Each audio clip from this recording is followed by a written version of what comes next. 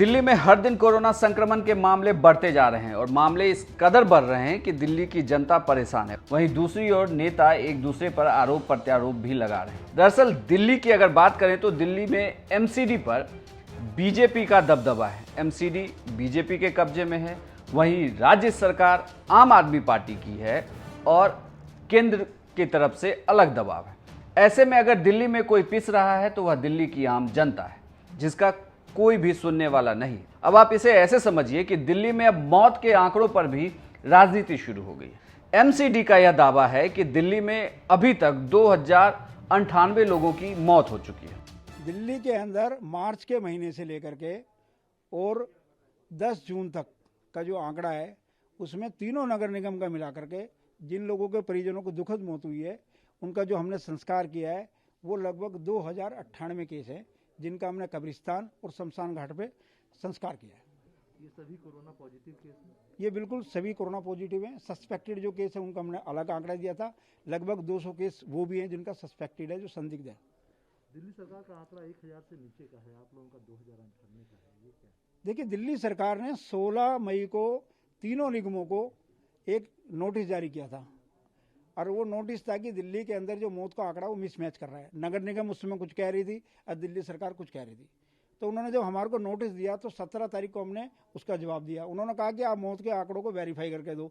तो हमारे तीनों नगर निगम के जो एमएचओ हैं, उन्होंने सभी डीएचओ से बात करके जहाँ जहाँ जितनी मौत हुई उन सब आंकड़ों को इकट्ठा किया, उसको कंपाइल किया और एक रिपोर्ट भेजी।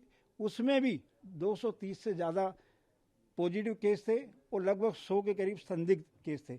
तो जब उनके आंकड़े में और हमारे आंकड़े में डबल का फर्क था, वो आंकड़ा मई से लेकर के जून हो गया है, वो आंकड़ा डबल ही है। दिल्ली सरकार पता नहीं क्यों नहीं सचेत में आ रही है, जबकि अस्पतालों के अंदर मॉर्चरी में लोगों की लाशों का अंबार लगा हुआ है। वहीं जब यह आंकड़े सामने आए तो आम आदमी पार्टी के राज्यसभा सांसद संजय सिंह ने कहा कि अगर यह एमसीडी बात कह रही है तो एमसीडी को अपने डेटा को एक बार फिर से चेक करना चाहिए और अगर ऐसी स्थिति आई है तो यह डेटा दिल्ली के एमसीडी ऑपरेटेड अस्पतालों का ही है।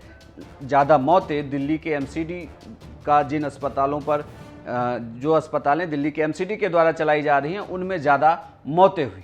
देखिए, ऐसा है कि इस मामले में दिल्ली हाई कोर्ट ने तस्वीर बिल्कुल साफ कर दी है। दिल्ली के माननीय उच्च न्यायालय ने एक फैसला दिया है जिसमें उन्होंने कहा है कि दिल्ली में डॉक्टर्स की एक्सपर्ट्स की कमेटी, जो डेथ ऑडिट कमेटी है, उसकी एक्सपर्टीज़ पे हमें कोई संदेह नहीं है और वो जो डेथ का आंकड़ा घोषित कर रहे हैं, जारी कर रहे हैं, वो अक्षरशः सही है। ये किसने कहा?